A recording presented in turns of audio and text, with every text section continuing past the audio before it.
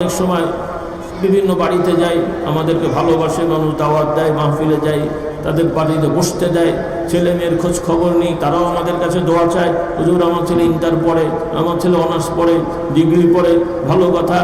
তো আমাদের ইমানি দায়িত্ব জিজ্ঞেস করি, বাবা তুমি কি কোরআন পড়ছো? হুজুর ওই 7-এর সময় পড়ে খতম দিয়েছি, এখন তো পরীক্ষার চাপ, এখন আর পড়তে সুযোগ হচ্ছে না। কোরআন পড়লে পরীক্ষার চাপ, পড়ার সুযোগ হচ্ছে না।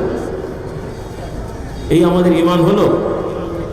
আপনি বাবা হিসেবে সন্তানকে বলা উচিত ছিল যে বাবা সকালবেলা উঠে আধা ঘন্টা কোরআন পড়, হয়তো কোরআনের বরকতে তোর অন্য জ্ঞান বেড়ে যাবে ইনশাআল্লাহ। ওকুর রব্বি জিদনি ইলমা।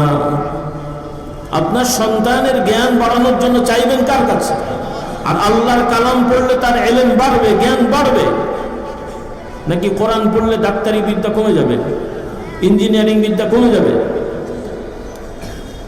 আপনারা তো শিক্ষিত মানুষ, সমাজের মানুষ, সচেতন। আর এখন তো মাশাআল্লাহ অনেকেরই বাচ্চাদের নিজেদের আলাদা আলাদা ঘর করে দিয়েছেন, পড়ার রুম আছে, বসার রুম আছে, কত কিছু আছে। আপনারা সন্তানদেরকে পরিবেশ করে দেন, সাজিয়ে দেন, উদ্যোগ নেন।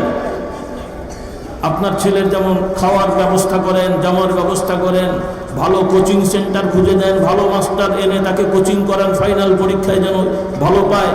তো আখিরাতের পরীক্ষায়, কিয়ামতের পরীক্ষায় যেন আপনার সন্তান একটা খাঁটি ইমানদার হয়ে উঠতে পারে। আপনি মেহনত করেন, হেদায়েত আপনি আমি দিতে পারবো না, এটা আমাদের বিশ্বাস হতে হবে, কিন্তু চেষ্টাটা তো থাকা উচিত নাকি বলেন? কিন্তু সেই চেষ্টা আমাদের কি সবার আছে?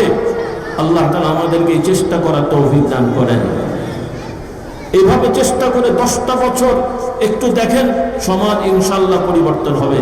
কারণ আপনাদের এই ছেলেরাই, যেই প্রজন্ম ডাক্তার, ইঞ্জিনিয়ার, উকিল, ব্যারিস্টার হবে, কোরআনওয়ালা, জিকিরওয়ালা, তাসবিহওয়ালা, আল্লাহকে ভয় করা লোক, এরাই যখন প্রশাসক হবে, এরাই যখন পার্লামেন্টে যাবে, আল্লাহ তাআলার বিশেষ রহমত থাকবে।